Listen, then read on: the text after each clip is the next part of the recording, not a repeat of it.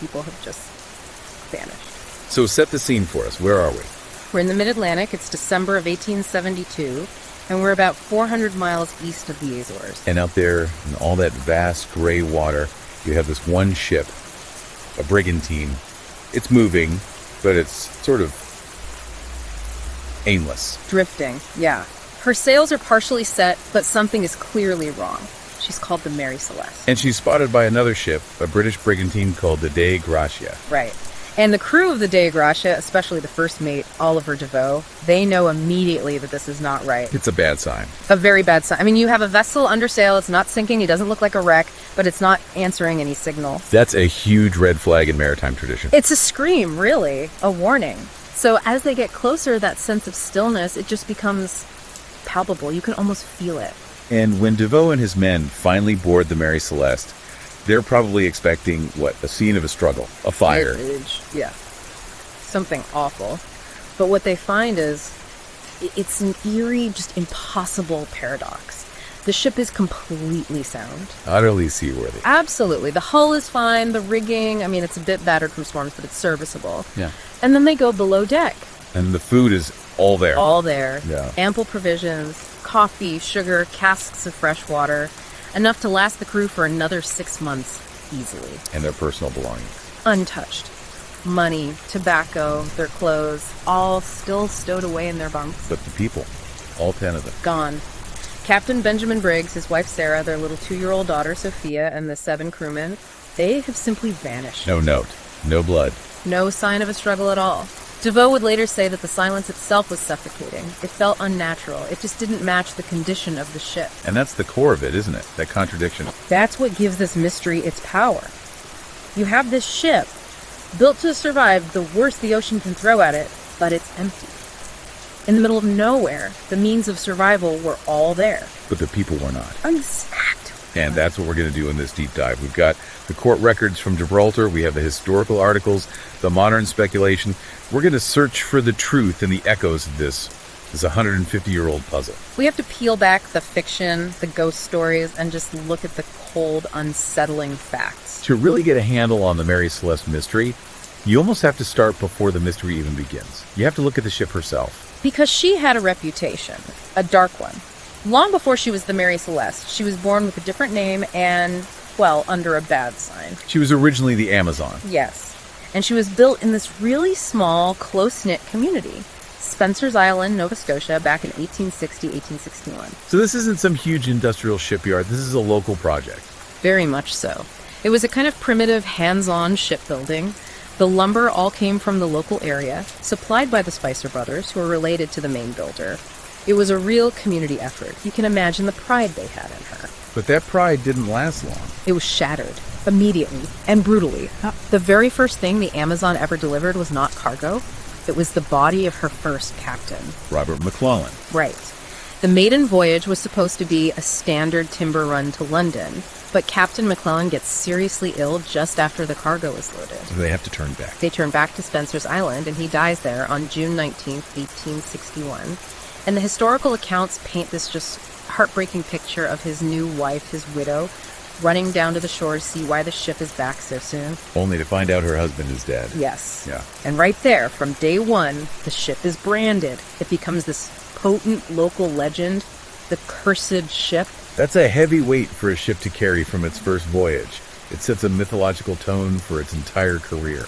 And it wasn't a one-off. That pattern of just relentless misfortune followed her everywhere. Under the next few captains, the Amazon was like a magnet for disaster. She collides with fishing gear off of Maine. Then, in the English Channel, she gets in a major collision and actually sinks another brig. Just runs right into it and sends it to the bottom. It's like she can't complete a voyage without something going wrong. It really seemed that way. Which brings us to the owners who they finally gave up on her. After she wrecked off Cape Breton. In a storm, yes. And this is a crucial detail. It happened after November 1st. Now, for that part of the world, a lot of insurance policies had a clause. An exclusion for the winter months. It's too dangerous. Exactly. So the owners were on the hook for the full cost of repairs. The captain at the time, a man named Thompson, reports that she's basically crippled. But the sources we have suggest that this might have been Well, a bit of a scam. It's very strongly suspected. The Nova Scotia owners, they were facing ruin. They had to abandon the ship. And they said she was the ship that forced them to eat with tin spoons. Wow. That really paints a picture of their financial devastation. It does. But then, almost immediately, the ship is salvaged and bought by a new owner, a man named Alexander McBean. Suspiciously quickly. So the theory is that Captain Thompson lied about the extent of the damage. He exaggerated it, yes.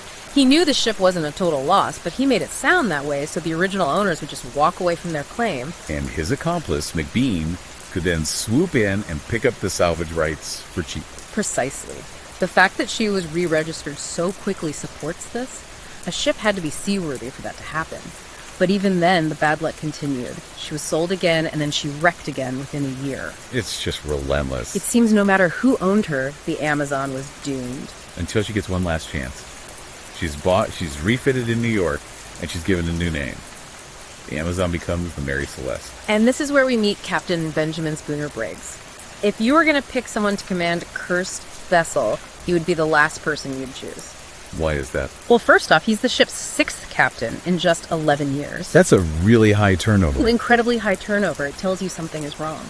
But Briggs himself was the picture of stability. He was American, descended from the Mayflower. His family fought in the Revolution. He was highly experienced, deeply respected, and a very devout Christian. So he's the total opposite of the ship's chaotic history. The complete antithesis. His faith, both in God and in his own abilities as a seaman, must have been just absolute. And to prove that, to show his confidence in this refitted ship, he brings his family along. That's the part that really humanizes this whole story. He brings his wife, Sarah, and their 2-year-old daughter, Sophia.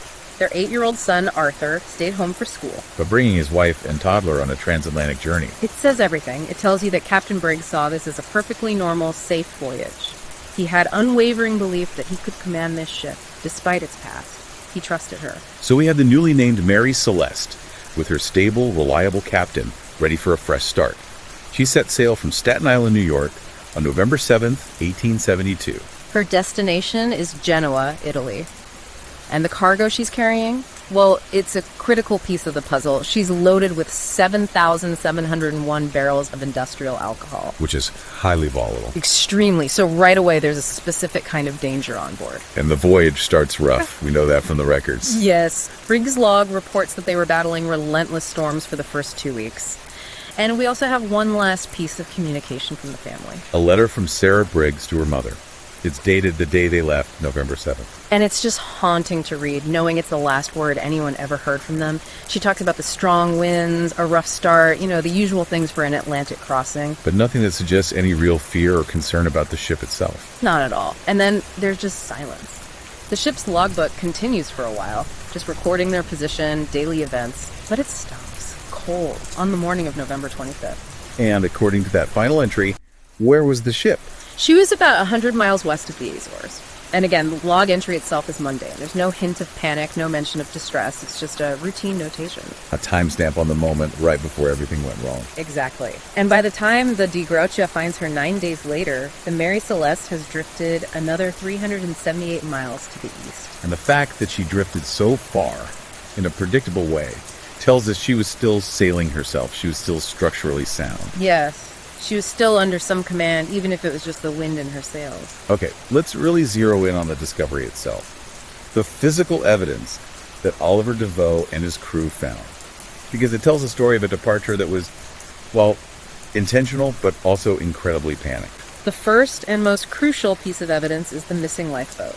The ship's yawl. And these things weren't just sitting loose on the deck. Oh no, it was heavily lashed down. You would need to make a conscious, significant effort to get it unfastened and launch it. So its absence is proof. They chose to leave. They weren't just swept overboard. They chose to get into that boat. And beyond that, DeVoe noted something else missing from the captain's cabin.